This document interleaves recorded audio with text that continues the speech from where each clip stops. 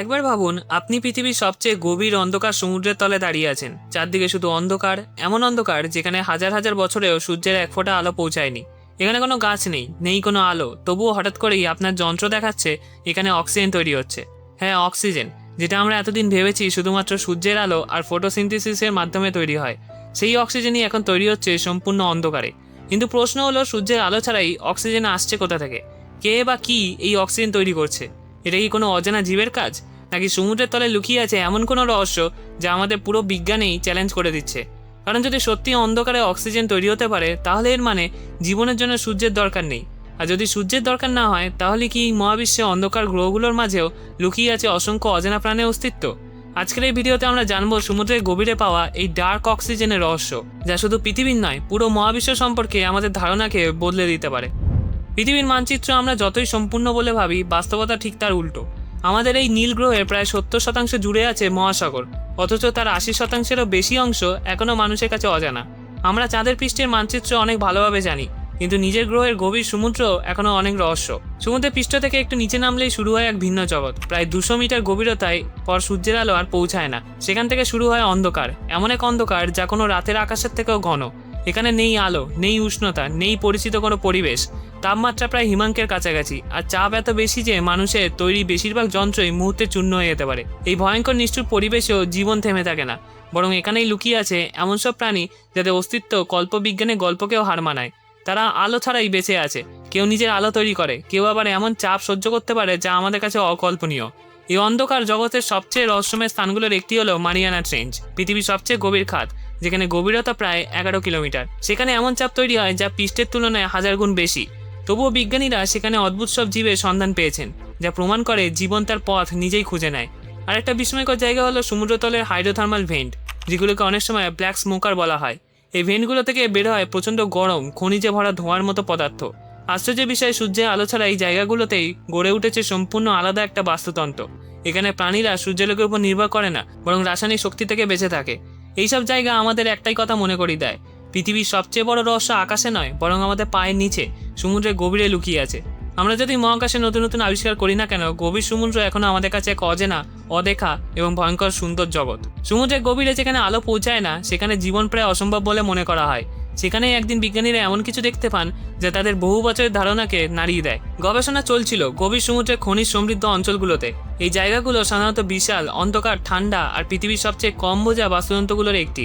বিজ্ঞানীরা মূলত সমুদ্রতলের জীব বৈচিত্র্য এবং খনিজ সম্পদের প্রভাব নিয়ে কাজ করছিলেন, কিন্তু গবেষণার মাঝে হঠাৎ করে যন্ত্রগুলো অদ্ভুত কিছু দেখাতে শুরু করে। অক্সিজেনের মাত্রা অস্বাভাবিকভাবে বাড়ছে। এই পর্যবেক্ষণ সবচেয়ে স্পষ্টভাবে ধরা পড়ে ক্ল্যারিয়ন ক্লিপারটন জোনে, যা প্রশান্ত মহাসাগরের একটি বিশাল গভীর সমুদ্র অঞ্চল, যেখানে প্রচুর পরিমাণে পলিমেটালিক নোডিউল বা খনিজ পাথর ছড়িয়ে রয়েছে। এখানে সূর্যের আলো পৌঁছায় না, অর্থাৎ ফটোসিনথেসিস হওয়ার কোনো সুযোগ নেই, যা আমরা জানি পৃথিবীর অক্সিজেন তৈরির প্রধান প্রক্রিয়া। তবুও গবেষণার যন্ত্রপাতি বারবার দেখাতে থাকে অক্সিজেনের পরিমাণ কমার বদলে বাড়ছে। প্রথমে বিজ্ঞানীরা ভেবেছিলেন হয়তো যন্ত্রের ত্রুটি হয়েছে, অথবা কোনো বাইরের উৎস থেকে অক্সিজেন ঢুকছে, কিন্তু বারবার পরীক্ষা, পুনরাবৃত্তি এবং বিভিন্ন যন্ত্র দিয়ে যাচাই করার পরও একই ফল পাওয়া যায়। অন্ধকারের মধ্যে সূর্যের আলো ছাড়াই কোনো এক অজানা প্রক্রিয়ায় অক্সিজেন তৈরি হচ্ছে। এই আবিষ্কার সরাসরি আমাদের মৌলিক জীববৈজ্ঞানিক ধারণাকে চ্যালেঞ্জ করে। এতদিন আমরা বিশ্বাস করতাম অক্সিজেন মানেই আলো, আর আলো মানেই জীবন, কিন্তু এই ঘটনাটি দেখিয়ে দেয় হয়তো জীবনের বা রাসায়নিক প্রক্রিয়ায় এমন কিছু পথ আছে যা আমরা এখনও পুরোপুরি বুঝতে পারিনি। সমুদ্রের গভীর অন্ধকারে যেখানে সবকিছু নিস্তব্ধ বলে মনে হয়, সেখানে হয়তো এমন এক জগৎ লুকিয়ে আছে যা আমাদের বিজ্ঞানের নিয়মগুলো নতুন করে লিখতে বাধ্য করে। গভীর সমুদ্রের সেই রহস্যময় অক্সিজেনের উৎসকে ব্যাখ্যা করার জন্য বিজ্ঞানীরা এখন দুই জগতের মাঝামাঝি দাঁড়িয়ে আছেন। একদিকে কঠিন বৈজ্ঞানিক যুক্তি, আর অন্যদিকে এমন কিছু অজানা ইঙ্গিত যা এখনো পুরোপুরি ব্যাখ্যা করা যায়নি। প্রথম ব্যাখ্যাটি আসে সম্পূর্ণ অজৈব বা নন বায়োলজিক্যাল প্রক্রিয়া থেকে। সমুদ্রের তলায় থাকা বিভিন্ন খনিজ পদার্থ যখন লবণাক্ত জলের সঙ্গে প্রতিক্রিয়া করে, তখন কিছু ক্ষেত্রে ইলেকট্রোকেমিক্যাল রিয়াকশন তৈরি হতে পারে, অনেকটা প্রাকৃতিক ব্যাটারির মতো, যেখানে শিলার ভেতরে থাকা ধাতব উপাদান আর সমুদ্রের জল মিলে ক্ষুদ্র বৈদ্যুতিক প্রবাহ তৈরি করে। এই প্রক্রিয়া থেকে অক্সিজেন উৎপন্ন হওয়ার সম্ভাবনা উড়িয়ে দেওয়া যায় না। যদি এটা সত্যি হয়, তাহলে পৃথিবীর অক্সিজেনের উৎস সম্পর্কে আমাদের ধারণা অনেকটাই বদলে যেতে পারে।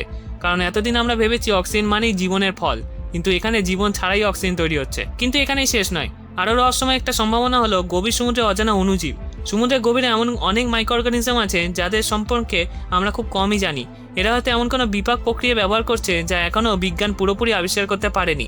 সূর্যের আলো সেখানে পৌঁছায় না, সেখানে এই জীবগুলো হয়তো সম্পূর্ণ ভিন্ন এক পদ্ধতিতে শক্তি সংগ্রহ করে। এবং সেই প্রক্রিয়ায় অক্সিজেন উৎপন্ন করে। যদি এমনটা প্রমাণিত হয় তাহলে জীববিজ্ঞানের মৌলিক ধারণাই পাল্টে যেতে পারে, কারণ তখন আমাদের স্বীকার করতে হবে জীবন শুধু পরিচিত নিয়ম মেনে চলে না, বরং অজানার ভেতরেও নতুন নিয়ম তৈরি করতে পারে। এই প্রসঙ্গে আসে গভীর সমুদ্রের হাইড্রোথার্মাল ভেন্টগুলোর কথা।